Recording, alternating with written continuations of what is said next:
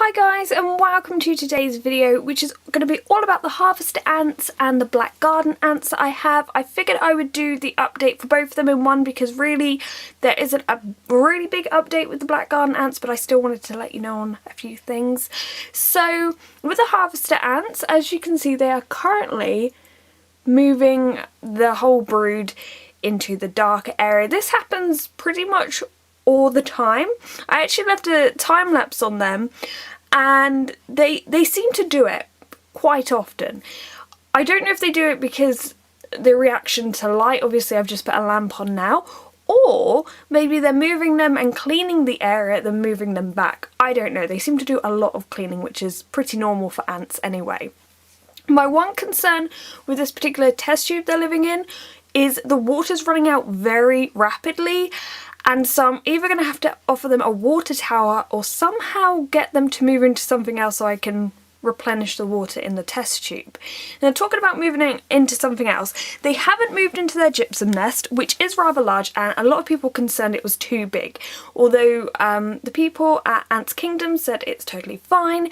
I have actually been offered a new sort of smaller nest, and this is from a different company, and I think they're sending me it out, and it would be good to have them move into a smaller little nest for like first time, and I could sort out their test tube and then eventually they'll move into the gypsum nest, I'm sure. But at the moment they are growing very rapidly. As you can see, their brood is doing very well. We have all kinds of things. We have eggs, larvae, pupae. Now the pupae, interestingly, I have found there hasn't been any typical ones with the cocoons. They've mainly all been just really pale ants. So basically pupae without the cocoons, which is fine because it's actually quite interesting to see them develop. One thing I have noticed with the harvester ants in comparison to the Lasius nigers is they are far more active. So if you were debating which ones to get and you really didn't know, I'll be honest, I'd probably recommend the harvester ants. They're bigger, far more active, and they do a lot of foraging, which can be quite interesting. For example, I put in a bunch of new seeds in their arena, and by the morning they had moved them all into their tubes. That's the other thing though. The tubes are full of seeds. Now, some of you guys probably have had harvester ants for a long time, so I'm wondering whether I should just leave them as they are and they'll clean them out themselves, or whether I should do anything because it is really piling up. Their outworld definitely needs a clean because that is food they've left, and you know, they've had it a while. It's getting a little bit dirty out there, you know what I'm saying? But as for their tubes, that's a little bit more difficult for me to sort out, so I don't know whether to just leave it for them. But overall, they seem to be doing really well, and I would definitely recommend this species of ant. And as soon as I get the other little nest for them, I'll do another video on them and give you another update. But now over to the Lasius nigers.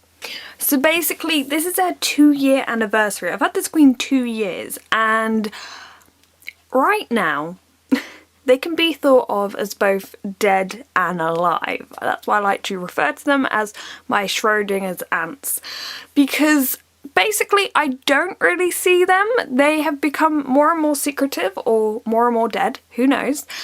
But one thing that makes me think they are still alive is I've noticed some tunnels. And this is something like we always want to see. We want to see the ants create natural tunnels, but of course they're slightly difficult to see because this is very dark soil. If we look along here, I'm not sure if you're going to see, but there will be darker bits. It's going to be out of focus. It's going to be very annoying. But basically, there's a tunnel coming here. There's a tunnel coming here. And when we look over here somewhere, they lead down here. Yeah, this isn't a great example because obviously the soil is kind of like pretty dark. But my best theory is that the ants are tunneling, but they are making their main nest inside.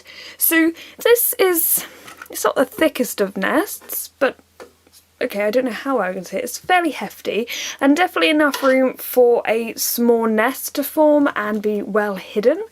So that's what I think they're doing, and I think the tunnels we see around the edges are just their little pathways they have formed, but I'm hoping that's the case, and hopefully they haven't all died.